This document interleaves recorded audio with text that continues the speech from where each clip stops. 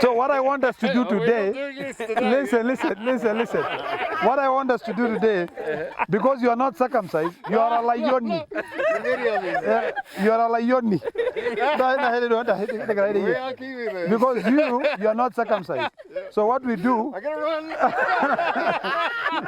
let me tell you the reality of things. And this is why people must really think. Because if we are not careful, within a very short time, the Chinese will own this country. Mm-hmm. Right now, the only person we can be friendly to is the World Bank. During this period of COVID, the World Bank gave us almost 800 billion shillings. Loans. Mm-hmm. Okay? We've already hit 9 trillion shillings. Okay? In fact, if you want me to be very candid, and you know I like being candid, this administration called the Uhuru Ruto administration of the Jubilee government is a total failure. It's a miss. So, Kevin, what do you think this is? I think this could be some good decoration. Now that you said you're a fan of good things in life. This is pipe music. Come on. Yes. Uh-huh. Subeni, ebu yaka ya mziki huyu mtu asikie. What? Na uweke sauti kubwa kabisa asikie. So when you're chilling here, you can just... I see what you're doing there. When we talk 2022, talk around it is that the handshake might be bearing good tidings for Right Honorable Raila Odinga, and is likely to be endorsed for the top seat. Is it true? My friend, you know what? Me, I'm very candid. Mm-hmm. And I've said this to Raila so many times, and I'll tell him, Baba, you know I'm loyal to the core, but respectfully allow me to tell you this. These guys are playing you. Mm-hmm. Enough. And again, you say that a lot of parliamentarians smoke marijuana. My friend, that's for me to tell you and for you to go and find out. I think everyone smokes marijuana. Everyone. One way or the other. Yeah. So it is not only Governor Sonko and Waititu in the toilet. I don't know if they do. I don't know if they do. I've never seen them do it. But it's not a big deal. When you look at even the proposals of BBI, you will see that they are still skewed. And there's this narrative which is really defeative, where people are saying nothing is always perfect, nothing is perfect. You know, where these things have been done, these things have been done, and we can actually be able to maybe perfect the document later. It's all bullshit. You know, in fact, this BBI, I can tell you, is nothing but sending money to central Kenya. It is nothing but making sure that Uhuru Muigai Kenyatta have a legacy of sending all resources to his people. Forgetting that the people in central Kenya, the Kikuyus, are not only in central Kenya. The Kikuyus are here.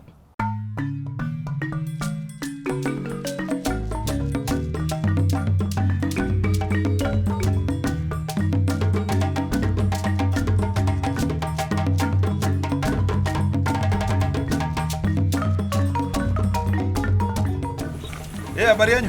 Nzuri. Kwa zima? Kwa mzima wewe. Na wewe? Niko mzima.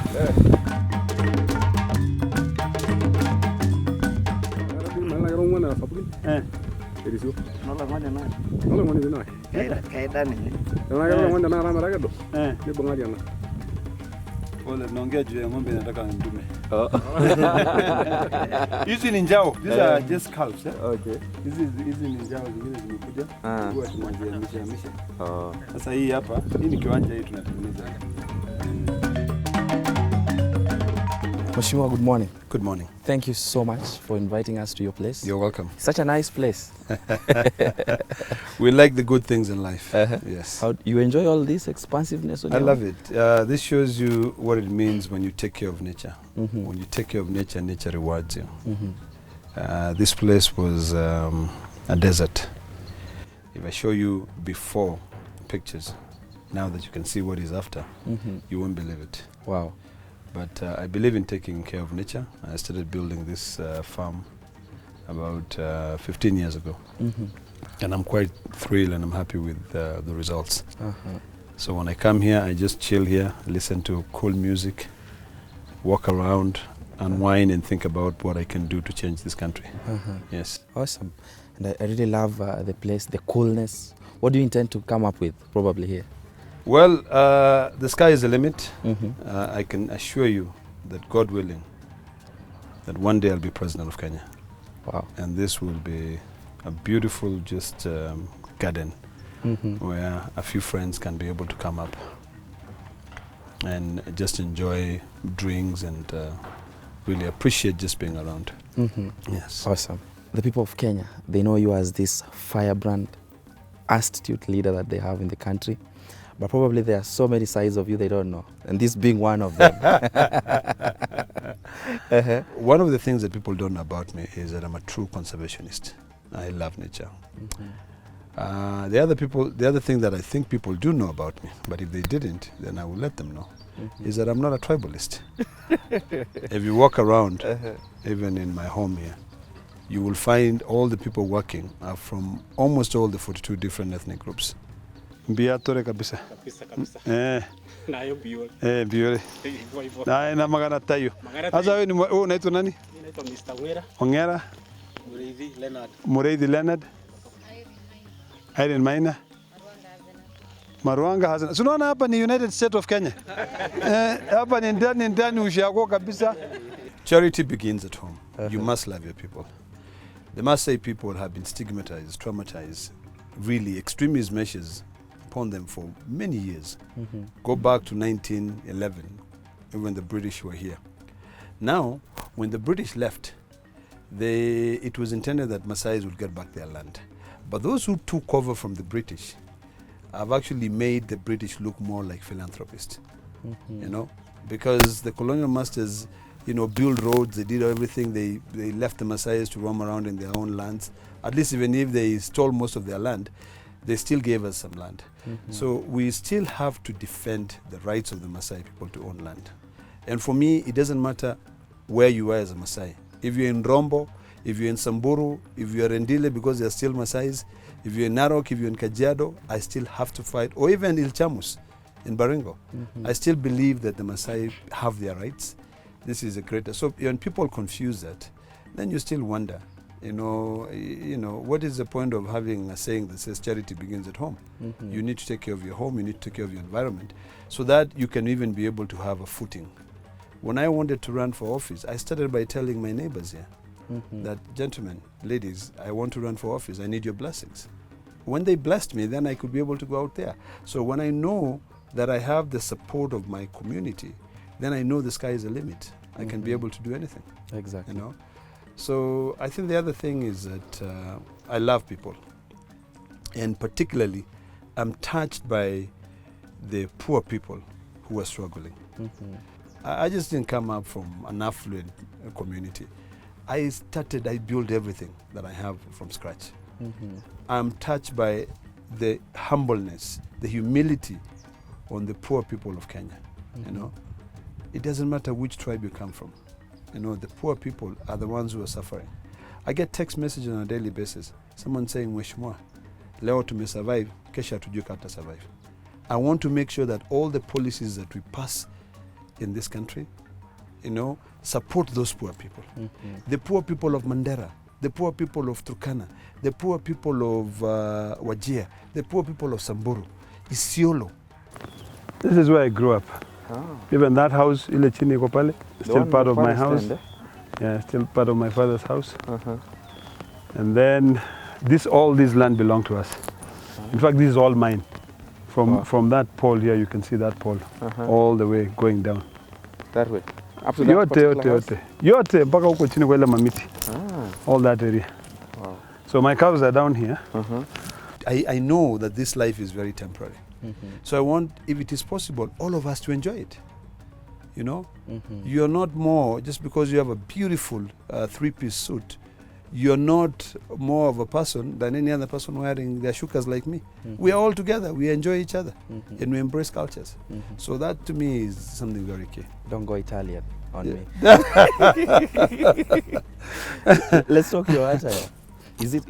Why do you love adorning it? And recently, I know it caused a lot of jitters in Parliament. I just want to be in touch and connect with the poor people, because, you know, not everyone can afford your, designer suit. you know, and people want to fit in. You might see a young boy, a young girl who has just finished college, struggling to buy a suit to be able to get a job. No, just wear your shukas. The shukas are cheap, you can afford. You know, they're beautiful with the culture. Go to work with them. You know, why should we just be embracing Western culture and doing away with our traditional culture? So for me, I made it very clear that we must respect cultures. You know, if you're from the Gisi community or the Luo community, I want you to come and visit me with your traditional outfit. Let us talk about tradition. You know, so really, it is the only way that we can remember that would rather live a simple life. You know, a beautiful life in touch with nature. Exactly. So when you go down and you dress traditionally, and you become in touch with your community, then by all means, you are showing the people out there that I respect you for who you are. And the Maasais must be respected for who they are, because they are the people who bring in millions of dollars into this country through tourism revenue.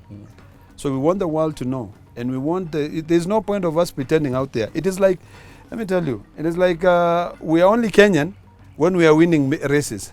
But when it comes to politics, we are not Kenyans. It is everybody for himself and God for us all. So we want to make sure that at least all of us can be one thing. Yes.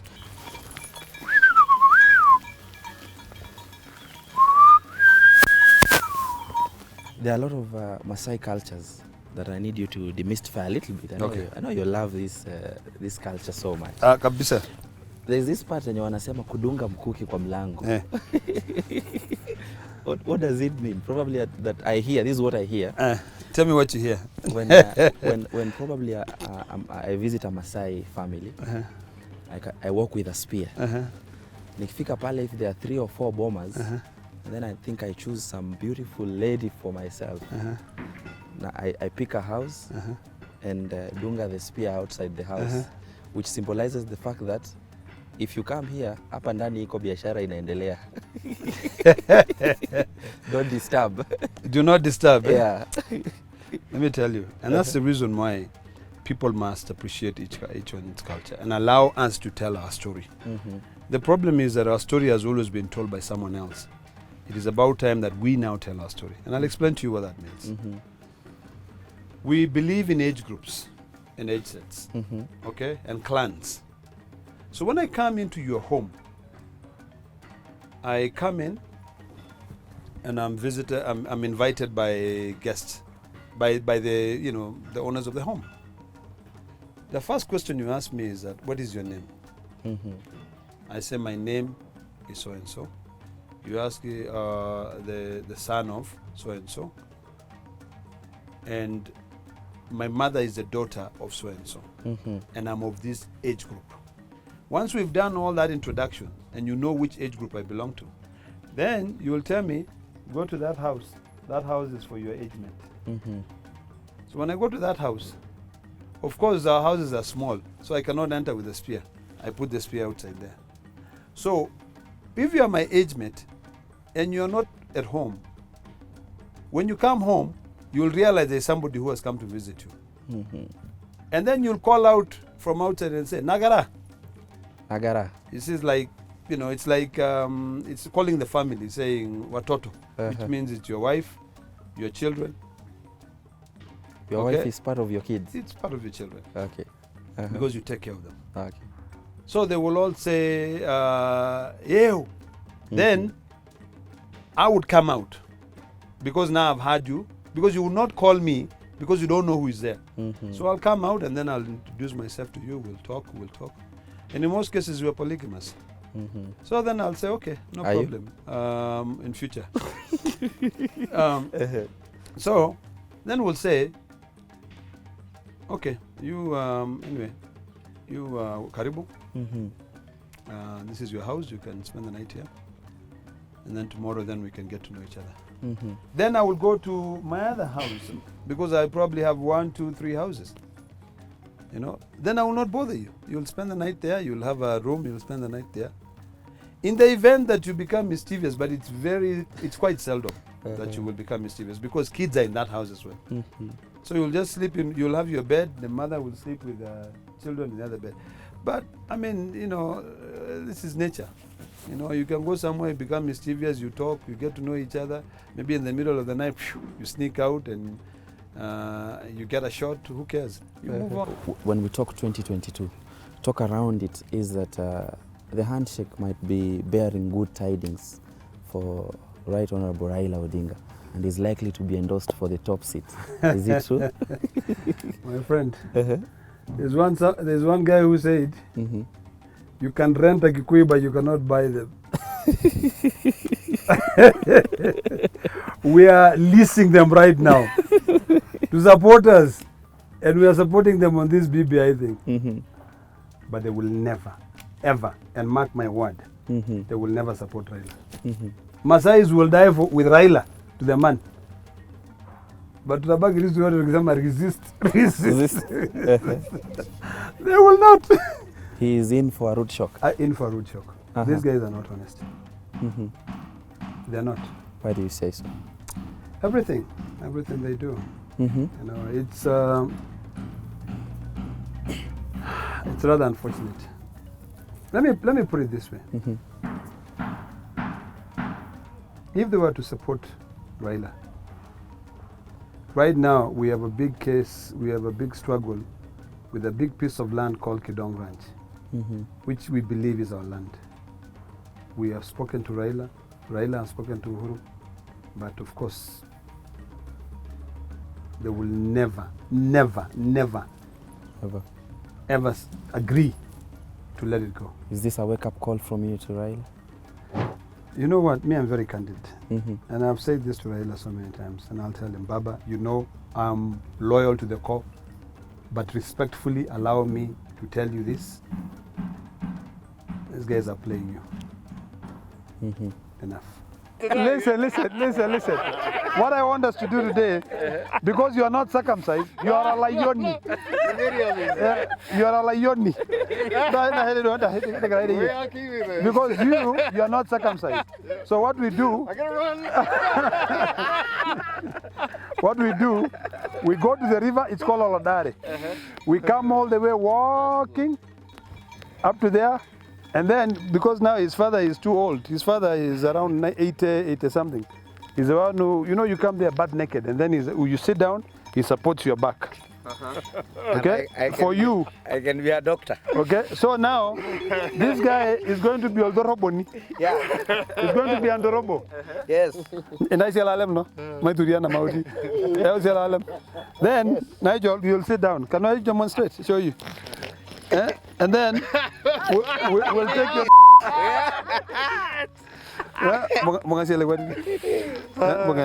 We take your.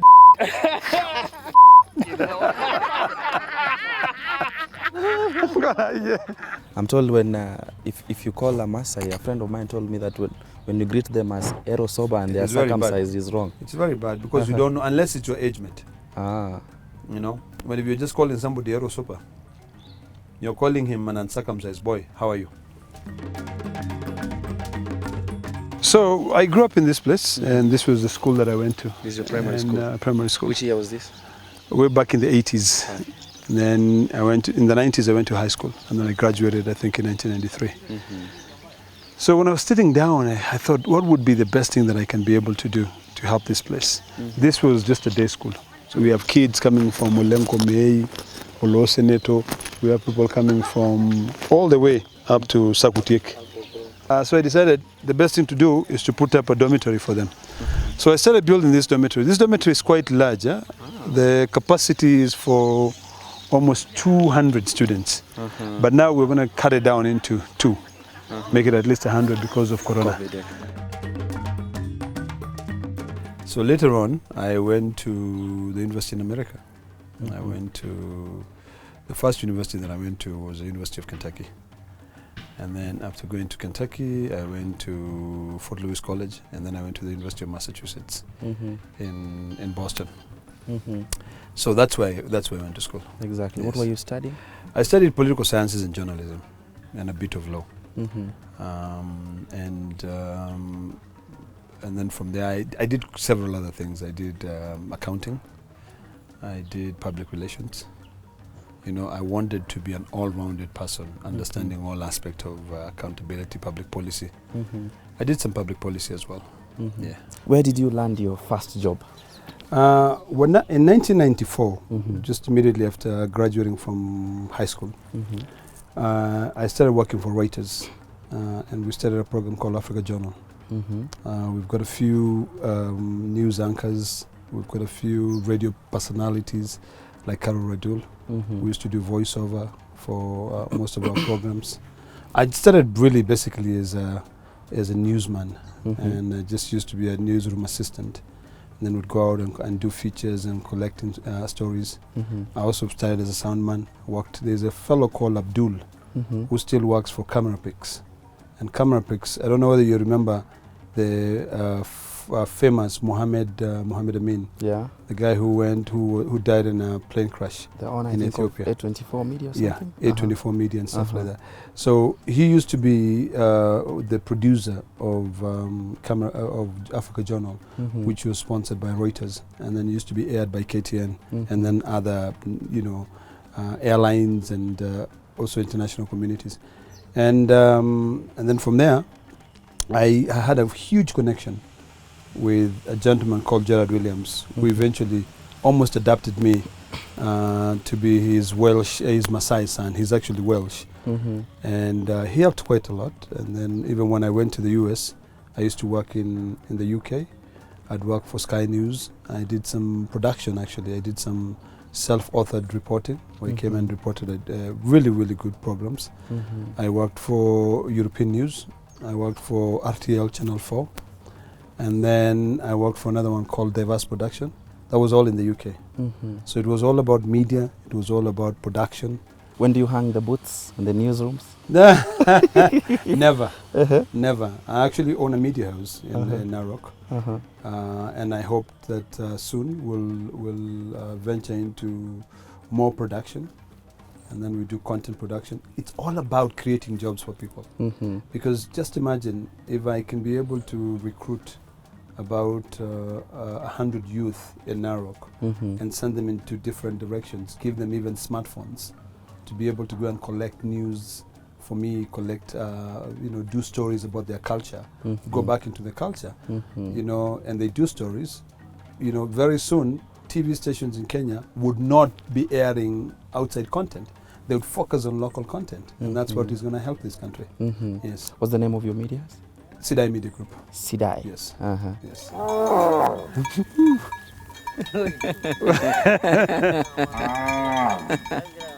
So when do you transition and decide that I want to go now for a political seat, probably in the land? In 2008, I got a chance to volunteer in the Obama campaign, and then I developed a lot of interest, and I made a lot of phone calls to people to vote for him. And I remember I couldn't vote in the US, but at least I had friends who would pick up a call and say, vote, vote, vote. And at that point, I started seeing what was going on in Kenya. And I could tell that people were yearning for change. We were fighting to get a new constitution, and we didn't get one until 2010. At that time, in fact, I'd even decided that I was going to run for president. I remember I came into the country, spent quite a lot of money, went around with Philips Momanyi as my cameraman, took pictures. When I got to Kisumu, I had a hall full of people. When I started talking to these people about the change, what we were going to do, how we were going to change the country, I could see that the desire was there. But immediately after I finished, everyone started saying, Gonya, Gonya. Gonya, Gonya. And I'm sure if you ask Philips Momanyi that story, he'll tell you, we were nearly killed because we didn't give money. So at that point, I even questioned myself. I said, really, is this necessary? So I said, you know what, to hell. Then we got the new constitution. Then, of course, we now got counties. And then I was still back in the US. I was working. I'm a philanthropist, another thing. I've done a lot of work to help the community, help young girls go to school. And, and then I thought about the whole journey. And I said, instead of creating a dependency, why not work towards bringing change where you can influence change. Because you can be a philanthropist, you can give money, you can support people, but unless you're able to change policy, there's no meaningful change that you will bring into that society. Exactly. So then I decided in December 2012 that I was going to run for governor of Narok. I did my campaign in 3 months. It was too late. But that now taught me a lot. And then from that moment, I started now agitating for so much change, because I could see people wanted change, people wanted accountability. And that's when in 2017, I managed to run for the office, and I managed to be elected as the Senator of Narok. And I can say I have been so diligent in my work. I've done everything that needs to be done. I mean, not everything. I've done a lot. I've put my foot in the ground.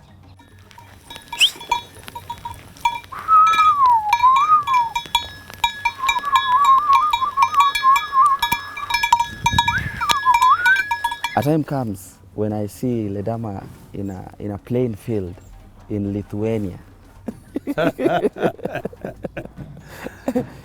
And the call from this field was that we need to legalize this plant, they say, weed. If this is good, either to reduce the pain of cancer patients, and we know how cancer is killing people in Kenya, why not legalize it? Why so? I believe that we should legalize marijuana in this country for medical purposes and for industrial purposes. Rwanda has legalized marijuana for industrial purposes. We now need to legalize marijuana for medical use. When you take that marijuana plant and you dissect it, it's made up of so many chemicals. And all those different chemicals and ingredients which makes up the plant of marijuana. Some of them are very good for pain relief. Let me tell you, this issue is very personal to me. That is why I speak about marijuana. It is very personal to me. When I was growing up, I used to suffer epileptic. I had a condition called petit mal epileptic, where I'll be talking to you and I'll just go into space. Pop. And I believe marijuana treated me. So when I say it's very personal, I mean it. Was it manufactured or? Well, I don't know. Or I just know if it was piped is good. But it comes in all different forms. Cookies, medicine, oils, In fact, next time when you come, I'll show you a shoe made of marijuana. Wow. So you'll love it. Why not? So it's good for commercial purposes and everything else. Yes. And again, you say that a lot of parliamentarians smoke marijuana. My friend, that's for me to tell you and for you to go and find out. I think everyone smokes marijuana. Everyone. One or the other. Kwanza the youth. If you go to Kondole, if you go to Migori, if you go to Nairobi, if you go to all these big parties, everyone smokes marijuana. So just legalize it. So it is not only Governor Sonko and Waititu in the toilet. I don't know if they do. I don't know if they do. I've never seen them do it. But it's not a big deal. It's a plant that God, created in this world. It wasn't manufactured in a lab somewhere. It grows in the wild. So, hey, enjoy it. Enjoy it while it lasts. It lasts. Okay. When Senator Ledama is not in his full leadership regalia, what does he do during his free time? My friend, I'll tell you. I chill, listen to my music. I enjoy a lot of barbecue. I enjoy friends. Take a little wine here and there. And just chill. I also belong to some investment group of young people who I mentor the youth. So when they come to me, I tell them, now we'll go into this direction. And I put my seed money into it. They put theirs, and I help them develop. I also really enjoy traveling. I really do. I travel around the world to be able to see. Because in Maasai, we have a saying that says, when you go out, you're able to see how people have developed. You come back, and you're able to become pragmatic. It is not about just sticking here and doing everything the way things are done here. you've got to bring in certain aspect from outside. Mm-hmm. Yeah. What have you brought from outside from your travels to your people? A lot of things. Uh-huh. I sponsored over 25,000 girls to go Mhm. to school, Wow. primary school, secondary, and also university in America. 25? Over 25,000. 25,000? Yes. Uh-huh. That is for a period of about 10 years. Now they're working, they're doing all different things. Number two, we're also going to be opening the first milk plant in Narok, Mm-hmm. and that is something I brought from outside. I also brought in technology. I was the first person to bring internet to Narok. Wow. My internet was being beamed from a place called Pampana Bay in Florida, Mm-hmm. and the internet there was faster than African Online, which is the one which was giving people internet in Nairobi. Mm-hmm. It was coming from the uplink, was from a company in Pampana Bay, Florida, and then the downlink was a company in Israel. Mm-hmm. And we were able to open labs and, be able to bring in computers to teach the community and to allow them to learn. I can Mhm. tell you a lot of people learn computers in Maasai land from my computer labs. Wow. Yes. Umefurahia moto? Sasa wacha nikutafutie drink. Ndio ufurahi. Unakunywanga nini wewe? What do you drink? Mimi labda maziwa. Au kunywe pombe? Unakunywa maziwa. Lakini unakunywa maji pia. Haya, utapatiwa maziwa. Nilikuwa tunataka kujua kama wewe umekuwa mkora. Nilikuwa nataka sasa hapa inaitwa Olemoti. Olemoti. Yeah. Hapa ni mahali unakaa na wazee wanakupa ma ideas. This is advice den. This is it. Yes. I thought hapa ni mahali unaenda mbavu kidogo. Hapana. Mbavu inatengenezwa huko nje bwana, huko mahali huko mzuri. Hapa ni mahali ya kukaa tu na wazee kukula lomon. Hapa ni wisdom. Alafu unakula chakula kidogo. When you look at even the proposals of BBI, you will see that they are still skewed. And there is this narrative which is really defeative, where people saying nothing is always perfect, nothing is perfect. Mm-hmm. Where these things have been done, and we can actually be able to maybe perfect the document later. It's all bullshit. Mm-hmm. In fact, this BBI, I can tell you, is nothing but sending money to central Kenya. It is nothing but making sure that Uhuru Muigai Kenyatta have a legacy of sending all resources to his people. Mm-hmm. Forgetting that the people in central Kenya, the Kikuyus, are not only in central Kenya. The Kikuyus are here. Mm-hmm. They're in Narok. Go to my construction site here. The Fundis who are there are Kikuyus. They live in Narok. Go to Lamu, where this BBI will take away money from Lamu. Mm-hmm. Because if you look at the amendment to Article 2 or 3 of the Constitution, one of them, I think it's N or K, it says that when you're dividing money, you make sure that, not one single county or get 3 times what the other county is getting in terms of population of people. But you cannot compare the population in Lamu and the population in Kiambu. Mm-hmm. The population in Lamu is 143,000. The population in Kiambu is 2.1 million. So even if you're to divide 1 billion shillings for 2.1 million people, and you divide 1 billion shillings to 143 people, of course the 143,000 people will get more money. Exactly. Look at the land. So it boils down to what I told you, Mm-hmm. that from the onset, you've got to see how development has come from the time the British colonial masters left Mm-hmm. to where we are. If these people would have made this process to be a process where it is owned by all Kenyans, Mm-hmm. I would not have any beef with it. I would support it entirely. Mm-hmm. But as we speak right now, it doesn't speak for me. Mhm. Because when they take money from Lamu, when they take money from Samburu, it affects the people who live there. Exactly. Are you saying, in other words, that this is not a good document for Kenyans? It has been marketed as a very good document. Mm-hmm. Been marketed as a very good document.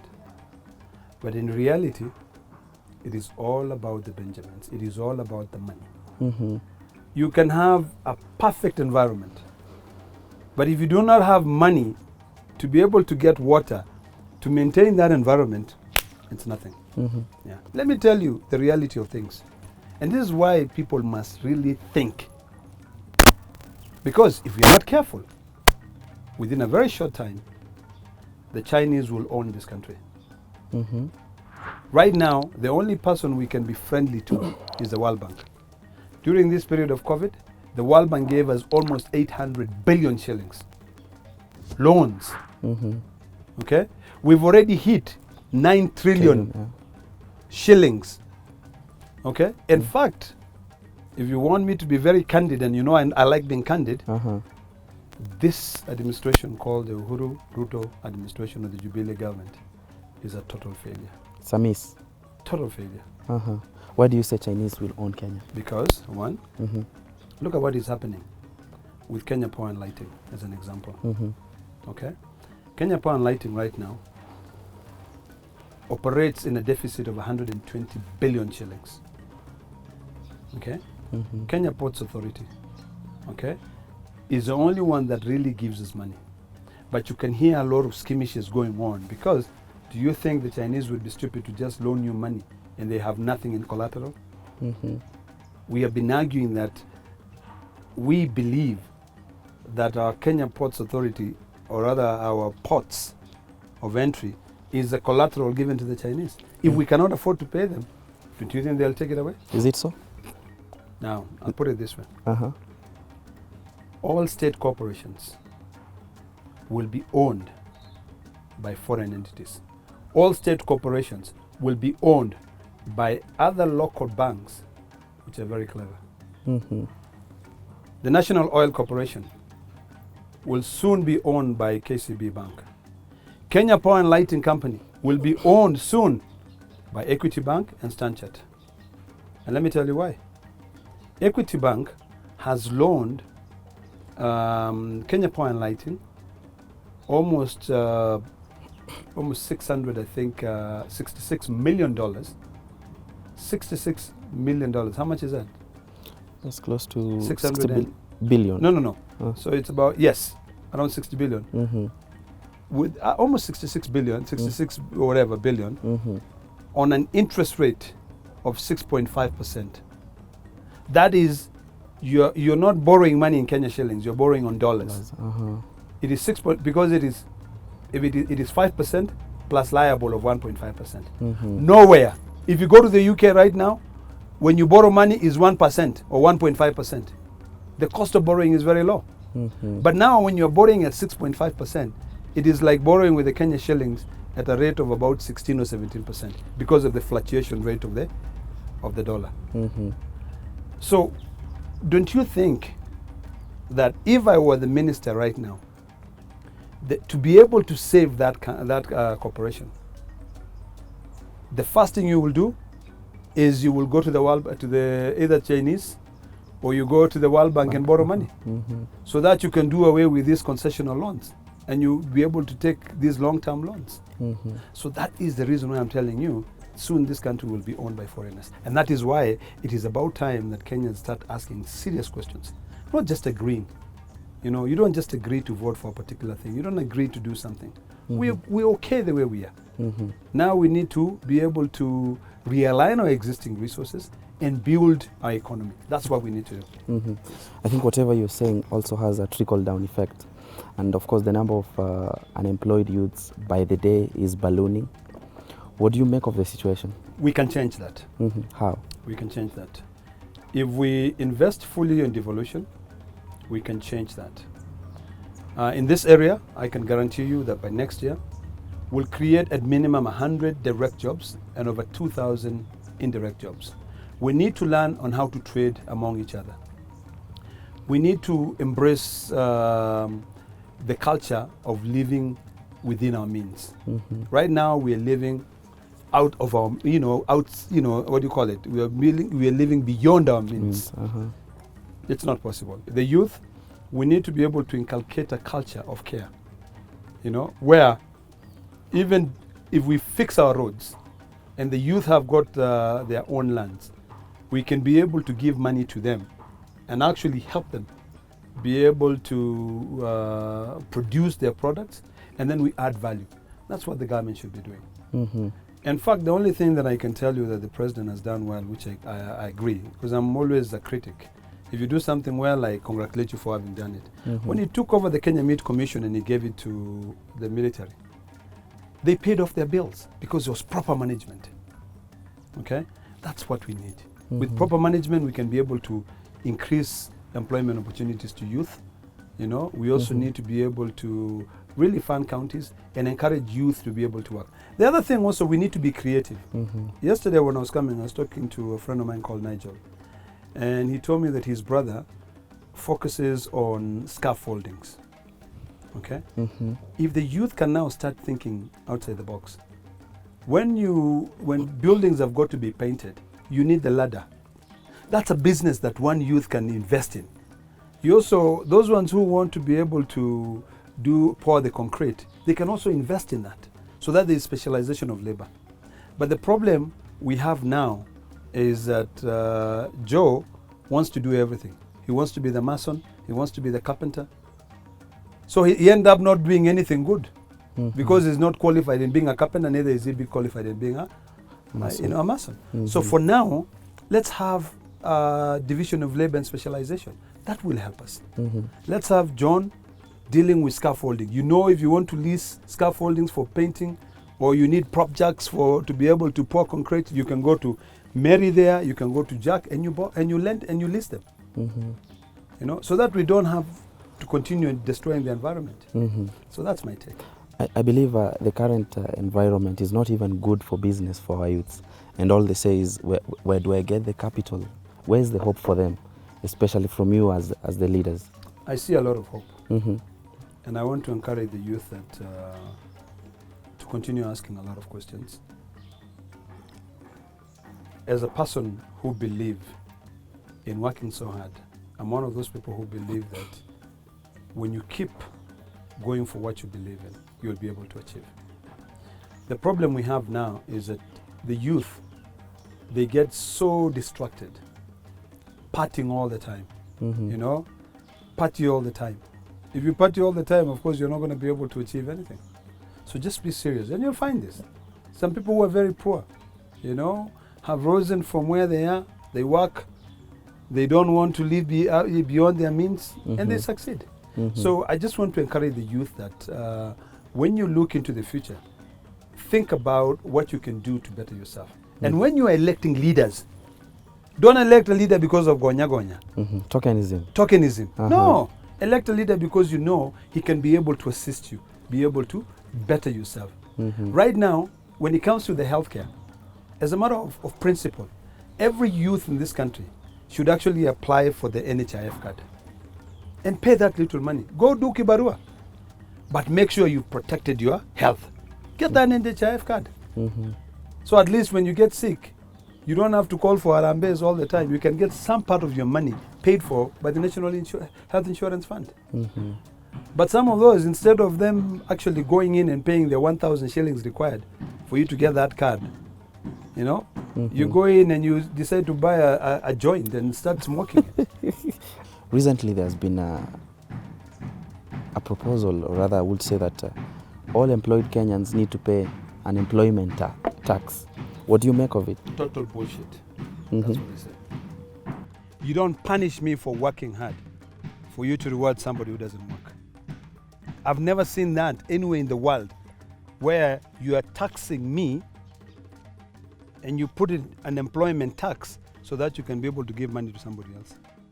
No. What the government should be doing is to create enablers. You create an enabling environment for people to be able to work. Not everyone will be employed by the county government or the national government, but create an enabling environment for people to be able to work. What do I mean by that? Number one, the BBI talks about a tax holiday. I disagree. I think it's really not the right way to go. I think what the BBI should do is that instead of saying we'll give a 7-year tax holiday, what the BBI should say is that anyone who wants to invest, we will waive all the taxes. Your duty, your VAT, your rail tax, your, what do you call it? Your IDF, import declaration duty, to enable you import things cheaply from outside the country, bring them here, set up a plant, employ local people, and you work. Number two, when you buy a vehicle in this country, that vehicle, most people drive vehicles here, they think they're new cars. They're old cars. You see a car with a new number plate, it's an old car. in fact, the price of that vehicle that you're buying, if it's a small Probox that a lot of our local people use, when it leaves Japan, and remember it has been used in Japan for like a year or two, or sometimes even 5 years, or maximum 7 years, So you get a car coming from Japan that has been used on the road for 7 years. In Japan, it is sold at $1,500. That's 150,000 shillings. But by the time someone like a gentleman called Oleire buys it, it is 750,000 shillings. Why? Because when it is imported, number one, there is 35% duty, which is put on that. So take 1,500 plus 35%. Then the figure you get at 35%, you charge another 16% on top. Then the new figure that you get at 16%, you put another 25% excise duty. Then on top of that, the new figure you put an IDF duty. After the IDF duty, you put the rail duty, and then you put the markup. So a car which could have been sold at 1,500 shillings, it is now sold at 7,500. You see where the danger is? So we either choose to make it easy that we have made the rails, we have made public transportation, and we make it impossible for anyone to import a car, or we allow people to import the cars, new cars, not used cars. Because what we are doing now in this country is that we are converting Kenya into a dumping zone. You get my point? Dumping zone. In fact, if I was president, I will ban all the importation of second-hand cars. Ban them completely. And then do away with all the duty on new cars. And encourage also insurance companies and encourage financial institutions to give loans. Number two, what I would do to change this economy is very simple. If you look at what President Kibaki did and revive this economy, I wonder why these guys ran away from it. Is it because they are interested? Is it because they own banks? What Kibaki did was that he reduced the treasury bills or the treasury bonds interest, treasury bills interest, TBs, from 10% to like 1%. So now that forces the banks to lend monies to wananchis. Now banks do not want to lend monies to wananchis because it is risky. So what do? They go to where it is so secure. They lend the money to the government. First of all, force local banks to lend monies to the wananchi with low interest rates, completely. Why should I be getting money from the World Bank at 1.5% and I come now and lend that money to you at the same 2% on a monthly basis? So by the end of the year, I'm lending that money to you in what? 24%. So that is the problem. We need to look at the economy wide, and we need to understand that we don't need to be so rich, billionaires. We are creating very few billionaires and very many poor people. That is the problem. Yes. Is corruption a dragon we have to live with? Unfortunately, corruption starts from the top there, huko mpaka chini. Na huko top si binguni. Top Hapana, leadership ya country. it's in the presidency. That's where the corruption is. Na inakuja mpaka hapa chini. Yes. Will we ever slay this dragon? Impossible. What do you make of the talk around the Tanga Tanga and Kieleweke? Ask them. I don't know about that. I'm not Tanga Tanga and I'm not Kieleweke. I'm ODM. Period. Done. You too. Recently, there's been talk around PEV. That's the post-election violence after 2007 elections. Big mistake. Big mistake. We should be talking about implementing the Truth, Justice and Reconciliation report. The president and the DCI seem to be speaking from different fronts. That's why I'm saying it's a big mistake. The most important thing is for us to heal, to talk, to embrace one another. When I'm Maasai and you're Kisi, let's be friends and we live together peacefully. That's the most important thing. Because we'll trade among each other. Exactly. Yeah. Let bygones be bygones. Completely. Yes. Is the Uhuru Ruto administration a hit or a miss? It's a miss. It's a total failure. Complete failure. Complete failure because of the following. One, in 2013, Kenya Power and Lighting had 10 billion shillings in their account. In 2017, Kenya Power Lighting Company is operating on a deficit of 120 billion shillings. Number two, Kenya Pipeline Corporation had money. Now, Kenya Pipeline Corporation owes billions of shillings to contractors who they have never paid. Number three, go to Kenya Medical Research, this one called KEMSA. You know, there are billions, people who are being paid for nothing. They never supplied anything. KEMSA Act was amended so that it becomes mandatory for everyone, every county, to purchase their drugs from KEMSA. So when you come up with policies that just helps you, that helps you line your pocket, you know, it's a total miss. You're not thinking. And finally, Nairobi City County. All the money which are now developing Nairobi through NMS, they are not from the budget. Where is that money coming from? Where is that money coming from? The law is very clear. Section 109 of the Public Finance Management Act states clearly that all money should go into a consolidated, the County Revenue Fund account. Number two, Article 217, all the way to 219, talks about how money should leave the national government to come to the county government. In fact, 219 is very clear and explicit. It says no money should be deducted from the share of revenue that goes into the county governments. That means if we want to transfer functions as per Article 189 of the Constitution, what we do is that let us put together measures on how money can be transferred to the NMS without violating the Constitution. So if we are strict and we want to help people follow the rule of law, let us not victimize people for the sake of it. You know, or say, like now this impeachment motion which is being brought for Sonko, I think it's completely ill-advised. It is completely ill-advised because I think what NMS should be doing and what the president should be doing is sitting down with Sonko and saying, okay, you've transferred these functions. Can we now agree together how the money will be transferred to this function?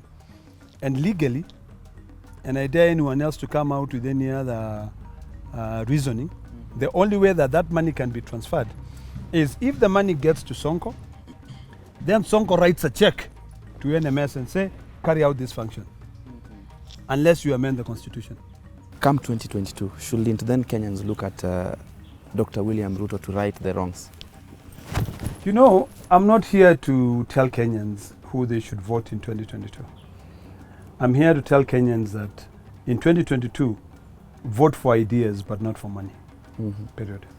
When we talk 2022, talk around it is that the handshake might be bearing good tidings for Right Honorable Raila Odinga and is likely to be endorsed for the top seat. Is it true? My friend, there's one guy who said, you can rent a Kikuyu but you cannot buy them. We are leasing them right now to support us. And we are supporting them on this BBI thing. But they will never, ever, and mark my word, they will never support Raila. Maasais will die with Raila to the man. But tutabaki sisi wote tukisema resist. They will not. He is in for a root shock. In for a root shock. These guys are not honest. They are not. Why do you say so? Everything they do. You know, it's rather unfortunate. Let me put it this way. If they were to support Raila, right now we have a big case, we have a big struggle with a big piece of land called Kidong Ranch, which we believe is our land. We have spoken to Raila, Raila has spoken to Uhuru, but of course, they will never ever agree to let it go. Is this a wake-up call from you to Raila? You know what? Me, I'm very candid. Mm-hmm. And I've said this to Raila so many times. And I'll tell him, Baba, you know I'm loyal to the core, but respectfully allow me to tell you this. These guys are playing you. Mm-hmm. Enough. Yeah. So, what the BBI proponents are clearly stating is that this particular document will bring equality. They're saying that it's something Kenyans need to adopt majorly because of the inclusivity part. Will it achieve that? There's no inclusivity. Mm-hmm. That's all bullshit. There's Mhm. nothing like that. Mm-hmm. Why do you say so? Because it's not. If you wanted to be if you wanted the document to be sort of like inclusive, it talk about inclusivity or to include everybody, Mm-hmm. then you should have divided all the top seats and say, if one person is from Central, the other one is from Nyanza, the other one is from Rift Valley, the other one is from this, or is from a smaller communities, because we still have these indigenous communities. We can't run away from that. Mm-hmm. I know my party leader keeps talking about one Kenya, we do away with tribalism. We can't. We cannot. Mm-hmm. Because we are tribals within our bones. Let us be honest. Mm-hmm. I'm Maasai first before I'm Kenyan. You know, I'll soon become Kenyan because of embracing the, you know, but I can only become Kenyan completely when you and I understand my needs. Mm-hmm. But if you do not understand my needs, then how do I become that? Mm-hmm. See, I'll be lying. Exactly. You know, the problem with me, I say things that most people want to say, but they're afraid of saying. Mm. So I want to encourage them to be bold enough and say, don't insult somebody, but just speak your mind.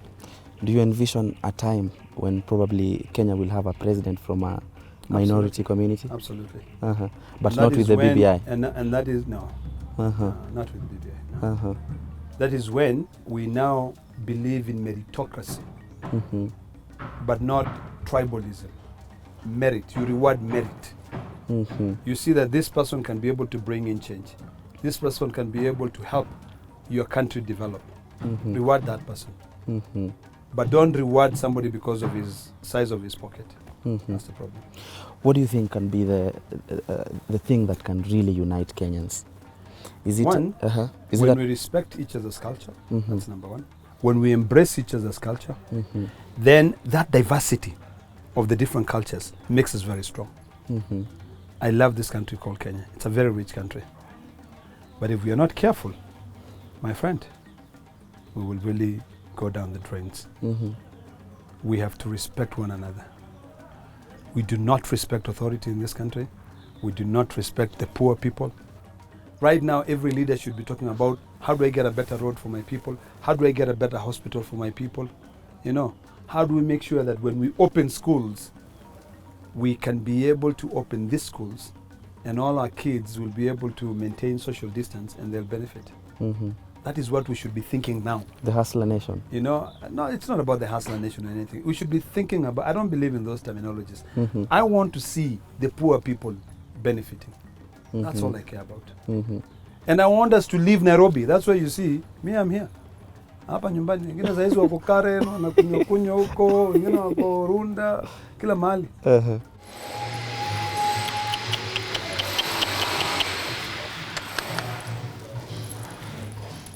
A good constitution is one which is not written by politicians. But unfortunately, there's a lot of interest. Mm-hmm. A lot of interest.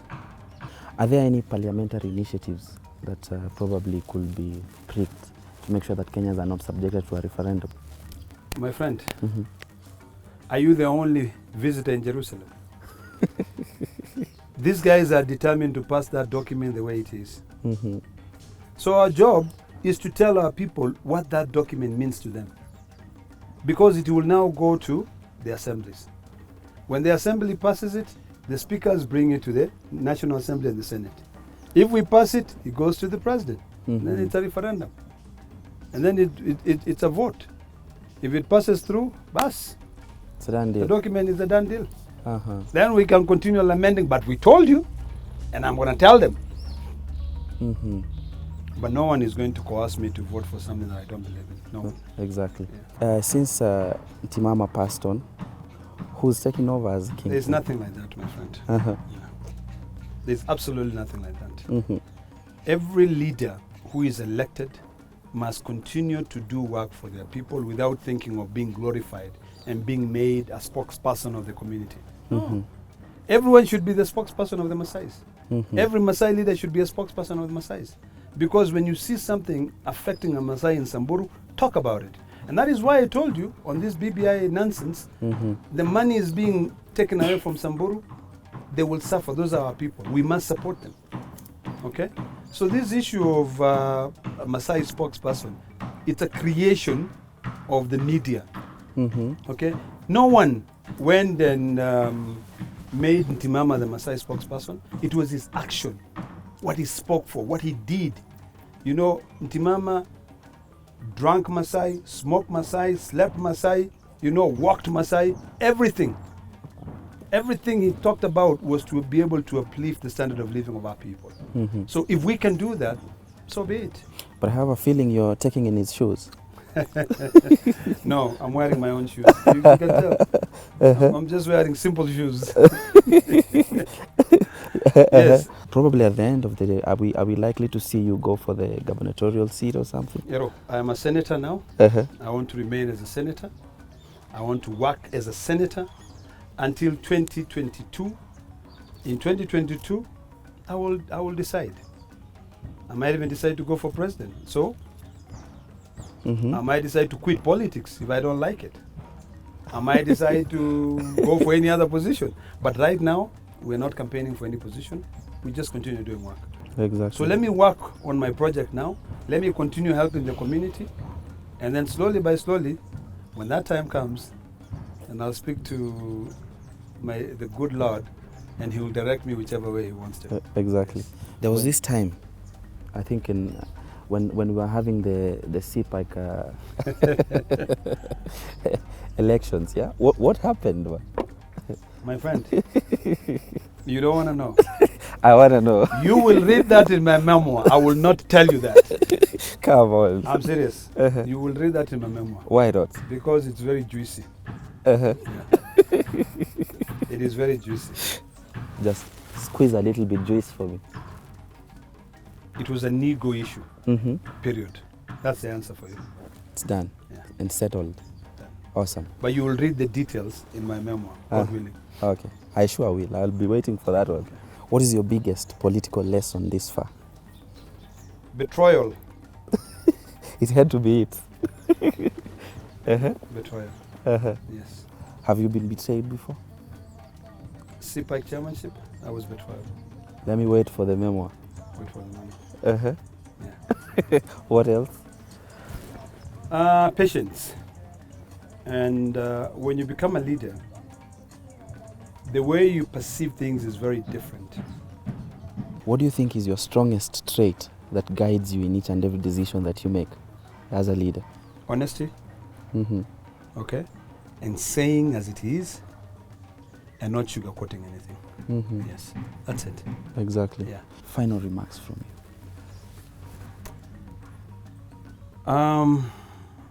Let me put it this way. you. Mm-hmm. We're at crossroads as a country. And it's about time that we make decisions which we know will be able to impact the future generations. Our people are dying. Mm-hmm. The level of suicide in this country has gone high because of the economic effect. COVID is real. And we have to be alive to the fact that COVID is going to be here to stay with us. Mm-hmm. We need to be able to be our brother's keepers and to support each other.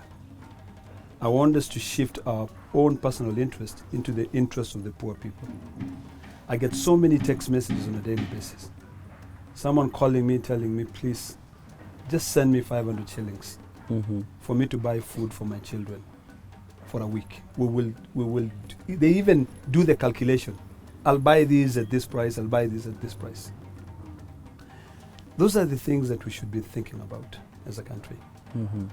But I want to assure Kenyans that maybe it's just time that we start looking at another alternative.